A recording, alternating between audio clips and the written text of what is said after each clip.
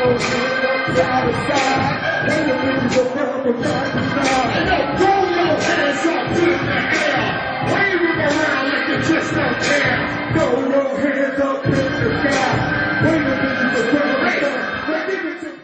what's up, Hip Hop TV?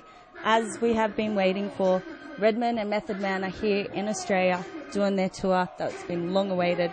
But now, right now, I'm here joined with Redman, one half of Redman and Method Man. How you doing, man? I'm good. How you doing? Off the plane. I'm very good. It's pretty hot out here. Absolutely. Absolutely. Now, I want to take you back to when you were young before I, get into the whole music thing. And I just want to ask, what were the messages as a young kid that you were telling yourself, that self-confidence, that self-talk that to this day kind of molded you into who you are? Oh, okay. I can give you two answers. I don't like waking up early, and I don't like taking orders. I don't like waking up early and taking orders.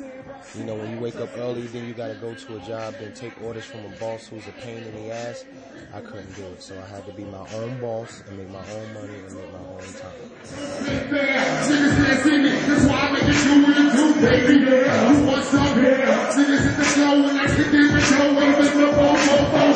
With all your uniqueness, all your character, you guys, are way up there and people respect that. But at the same time, you guys are able to be down to earth. You guys are able to be set apart from the rest because you are so humble with what you guys do. And do you think that is music that's made you learn that in time, or do you think that was always you? That was always, it was always us, really. We know we stars, but you got a lot of stars out here that's assholes. And we the kind of guys that approach people with a nice personality and who we are, and we end up hearing about other people. When you be nice to people, you hear about assholes.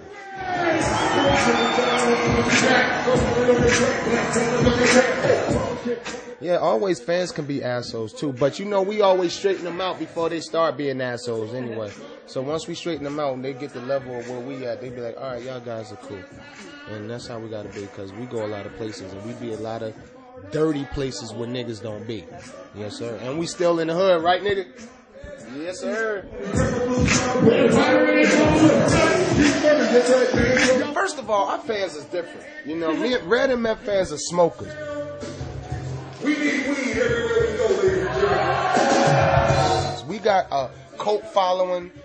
We could go. We don't even have to drop an album, and we could go on tour. That's a following. When you can not even have an album in 5 years and still be getting shows like you had an album out. And our fans are like smokers. Like some of them, he said, be assholes, but most of them be just straight wanting us to taste bud and smoke bud or ask us questions. And when you got hot fans like that, it ain't no. It ain't too much. It's like, it's mellow. So our fans are kind of different.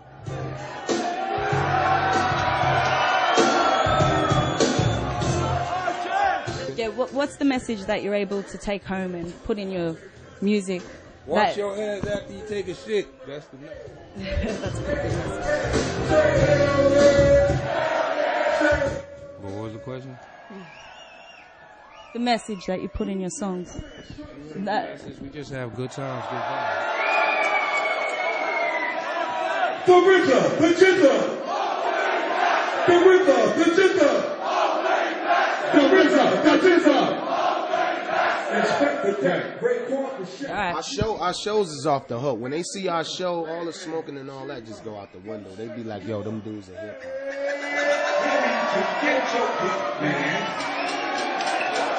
I say, move, tonight, move. Well, you're a bit of a studio genius, and by that I mean you not only take control of the mic, you also have a bit of experience in engineering, yeah.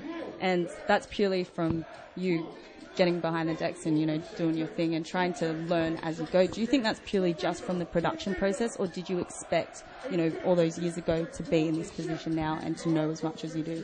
Well, it's like all these years, you got to force yourself to learn more. Because it's like each year that we grow, it's like I know each year that I grow, I try to cut the middleman out of whatever I'm doing. Everybody got a middleman in their life where they got to do this and do that, pay this man to do this. well, I wanted to cut the engineering out too much and the mixing out because it was costing us money just sitting in there being creative. Now we could go in there, be creative, and not have to pay no money. So I had to learn that to save dollars. And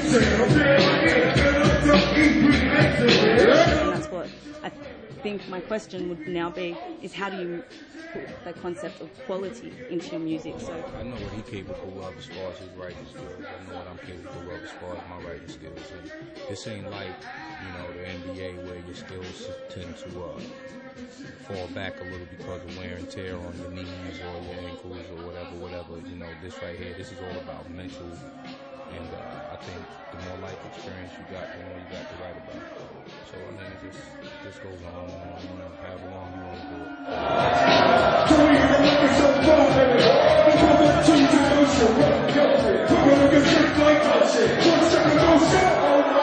it. When you guys actually approach these projects, you guys already know that you guys are veterans of hip-hop, and the people out there, they're looking forward to hearing this feel-good shit. Like, they haven't heard this stuff in so long, so they're relying on you. Like, how do you guys deal with the pressure of that? Yes. Because, especially when fans feel like, you've been out in the game for a while, they start to feel like they know you and they expect certain things from you. It's like, I mean, sometimes you don't want to just do the boom, boom, bap beat. Sometimes you want to go outside your realm and try something new. And I'm not going to say a lot of times, but there are a few times where fans are trying, basically castrate you for doing stuff like that. They're really hard on the veterans. Harder on the veterans than they are on the new guys because they don't know what to expect from them.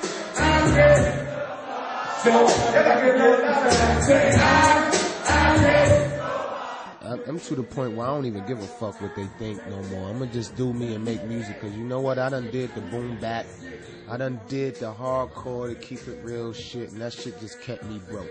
So now I'm gonna just do what I know, and I always wanted to do worldly music. I didn't want to do just around the way, the tri-state boom bap music. I wanted to do music that I'll be heard over here, heard over in India somewhere, heard all over the world. So that's what I'm doing now. I think just from because we stay around real grounded people. I know his family's real grounded, my family real grounded. I think that plays a major part in it because we don't got a lot of ass kissery going on. You know what I mean?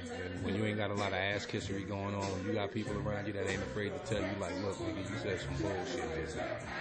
It kind of, puts things in. Yeah, it puts things into perspective. You know what I'm saying? We got niggas that wait for us to say some wrong shit so they correct us. Yeah, don't get us wrong. Only our niggas could do that. Somebody in the street to get their ass whooped.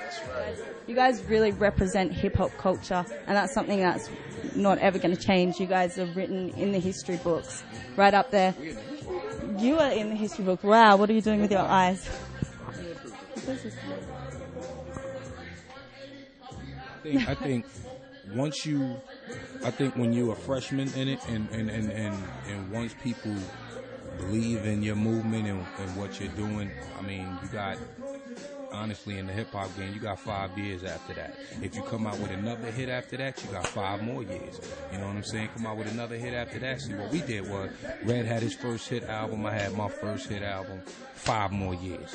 Then we did The Joint Together, The Rockwaller, 5 more years. The movie, 5 more years. It just keeps going on and on and on and on. And when you got that type of thing going on with it, when you know there are people listening, it kind of makes it easier but hard at the same time because you don't want to just drop some bullshit because they're going to see it for what it is, especially if they think in the way you think, especially if they've been riding with you for 10, 15 years. They pretty much know what to expect from you,